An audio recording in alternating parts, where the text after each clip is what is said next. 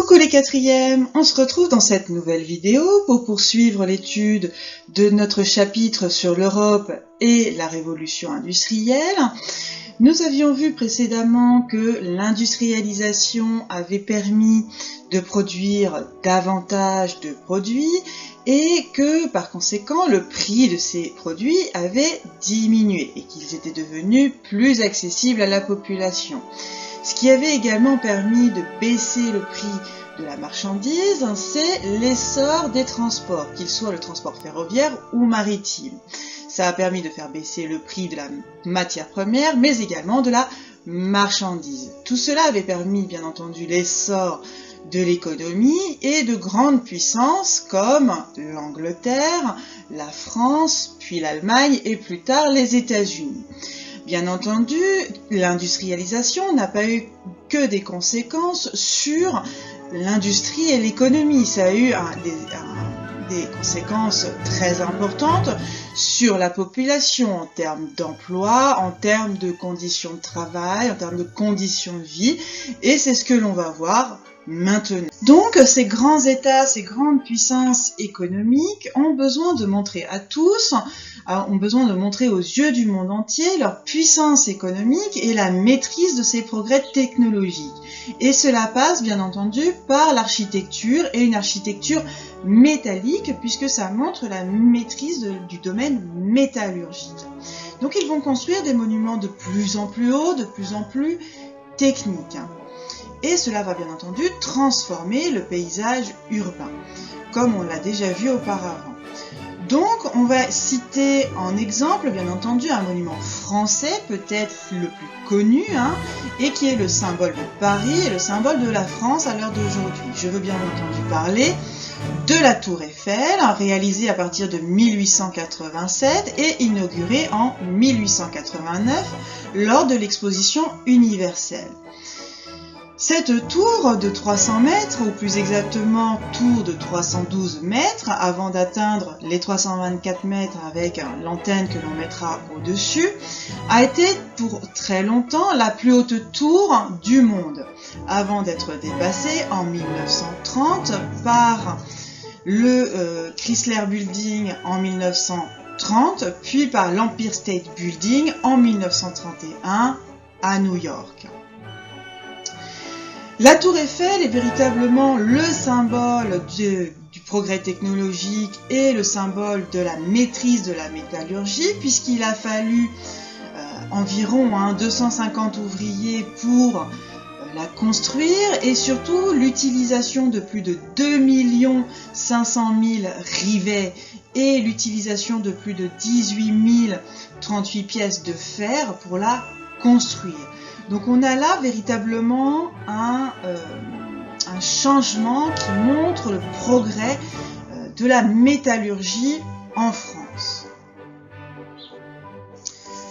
De plus, Gustave Eiffel fait inscrire au premier étage de la Tour Eiffel 72 noms qui sont le symbole de la réussite scientifique tant sur le plan des mathématiques, de la physique, de la chimie, mais également dans le domaine de l'ingénierie. Il fait mettre le nom de scientifique au niveau du premier étage de la Tour Eiffel. C'est également le moyen de montrer la puissance économique et scientifique de la France entre 1789 et 1889. Donc pour en citer quelques-uns, il a fait inscrire le nom de Joseph-Louis Lagrange, de Antoine Laurent Lavoisier, grand scientifique physicien, mais également celui dont on verra le nom par la suite, un grand industriel comme Eugène Schneider. Donc, la Tour Eiffel est inaugurée lors de l'exposition universelle.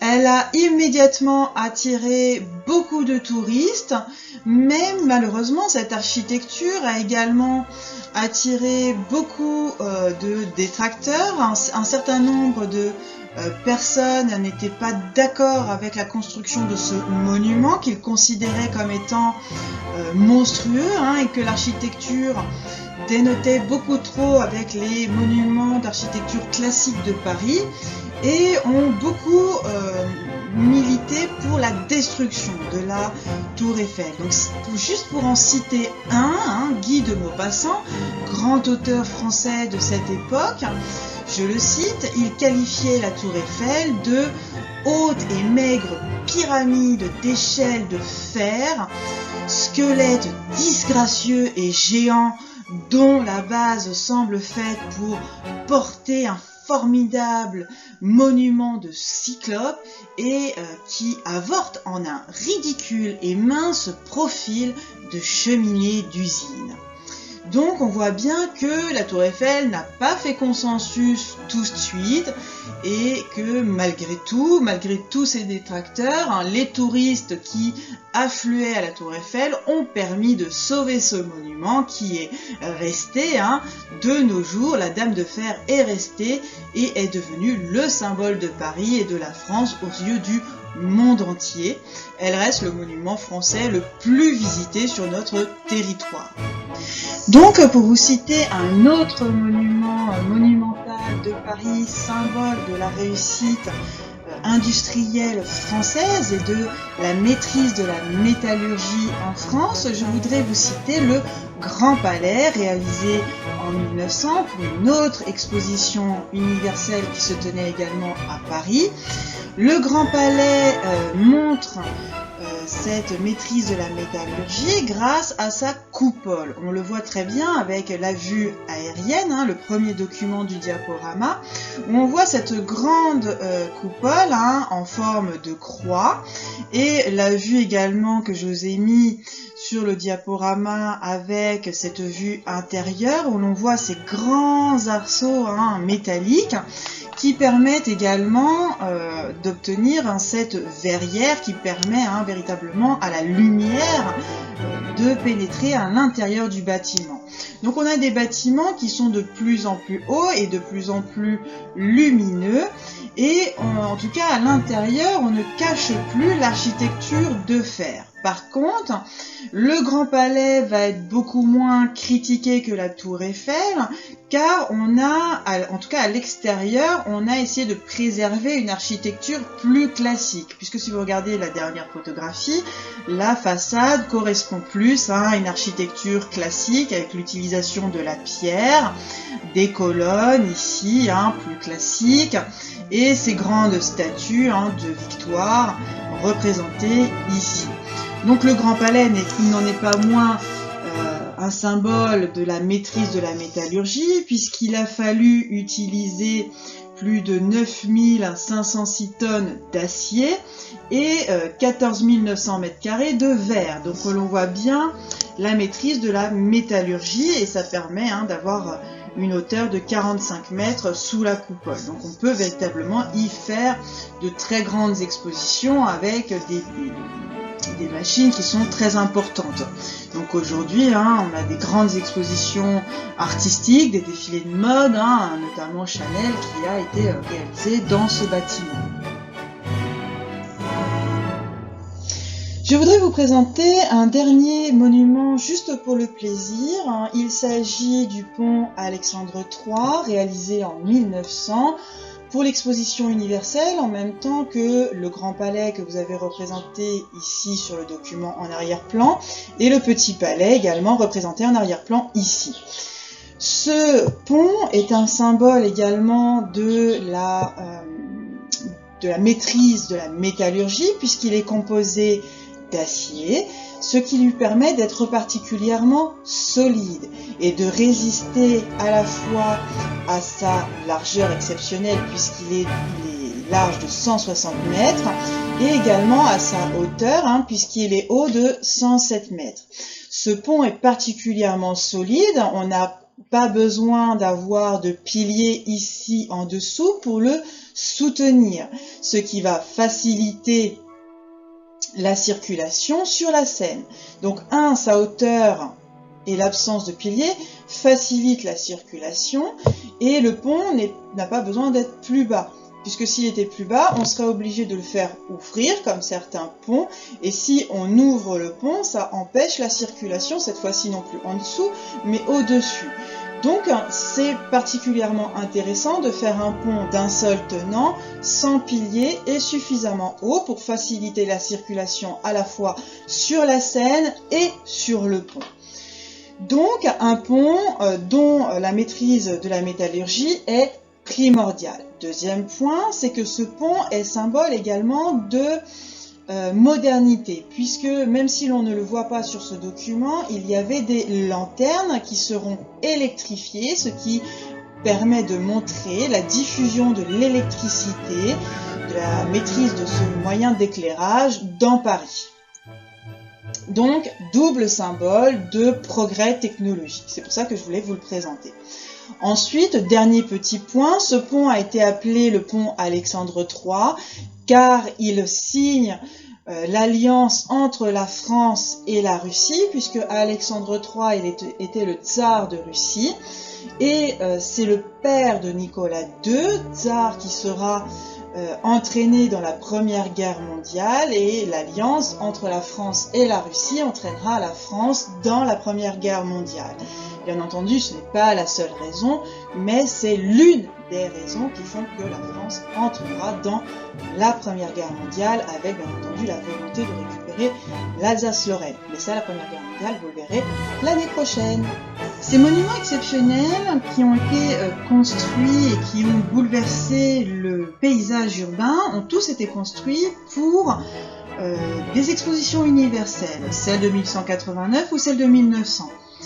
Pour Paris, l'enjeu est bien une rivalité internationale. Il faut montrer qu'on est une puissance qui maîtrise à la fois la technologie et également l'industrie. Il faut apparaître, en tout cas pour Paris, il faut apparaître comme étant plus moderne que Londres ou Chicago, qui ont également organisé des expositions universelles. À cela s'ajoutent également des enjeux économiques, puisque l'on attire bien évidemment des millions de visiteurs. En 1889, Paris a accueilli plus de 32 millions de touristes, et donc bien entendu, ça permet de faire entrer de l'argent, bien évidemment. Et en 1900, il y a eu plus de 50 millions de touristes. Donc il y a une rivalité internationale qui s'exprime notamment au travers des différents bâtiments que l'on va construire lors de l'exposition. Cette exposition couvre plusieurs milliers de mètres carrés. Donc ici, autour de la tour Eiffel, la tour de 300 mètres comme on l'appelait, juste ici sur le monument, on voit bien qu'on a un bâtiment dédié à l'industrie avec le Creusot. On a d'autres bâtiments ici comme le palais des costumes. On a un monument ici dédié aux mines et à la métallurgie. Mais on a également autour du Champ de Mars le palais de l'industrie. Donc ici avec la mécanique, ici des bâtiments liés à l'industrie des vêtements. On a également ici un autre bâtiment lié aux chaudières et aux usines. De l'autre côté, nous avons des bâtiments liés à l'industrie chimique, le génie civil et ensuite l'enseignement. Donc on a véritablement, en tout cas pour la France ici, une démonstration de force, de la maîtrise des prouesses technologiques, de l'essor industriel en France. Mais bien entendu, on invite les autres puissances internationales à venir et à participer, bien sûr, à cette exposition. Donc ici, nous avons autour de l'esplanade des Invalides, chaque puissance qui est représentée par des monuments, que ça soit la Suisse, le Japon, l'Autriche, la Hongrie, le Danemark, l'Italie, la Grande-Bretagne, juste ici, les États-Unis ou encore l'Allemagne. Chacun y va de son petit pavillon pour représenter sa puissance industrielle et sa position dans le monde, bien entendu. Je voudrais intervenir sur un dernier petit point important quand même, sur les expositions universelles. elle ne servait pas uniquement à démontrer la puissance industrielle, la puissance économique des grandes puissances mondiales. Elle permettait également de démontrer la puissance coloniale de ces empires en exposant l'étendue et la richesse de ces territoires des colonies acquis par ces puissances. Donc notamment en France, on va avoir plusieurs bâtiments montrant les différentes colonies que l'on avait. Donc l'Algérie, placée au centre, bien entendu, car considérée comme l'une des colonies les plus importantes. On a également des colonies comme les Indes françaises. Ici, nous avons un bâtiment lié ici au Cambodge. Nous avons des bâtiments réservés aux Tonkin juste ici. Bref, toute la section des colonies françaises se trouvait ici. Pour représenter ces colonies, donc on réalisait des bâtiments avec l'architecture typique et malheureusement on représentait également ces colonies au travers des habitants en faisant ce qu'on appelle des zoos humains, c'est-à-dire que l'on habillait, on affublait les habitants de vêtements caractéristiques de leur culture et on les exhibait devant la population, d'où le terme de zoo humain. On a également, bien entendu, pas que les colonies françaises, on a également les colonies étrangères qui sont représentées ici, avec particulièrement les colonies, bien entendu, anglaises, qui prennent une grosse part puisque les Anglais avaient la plus grande colonie, le plus grand empire colonial à cette époque-là.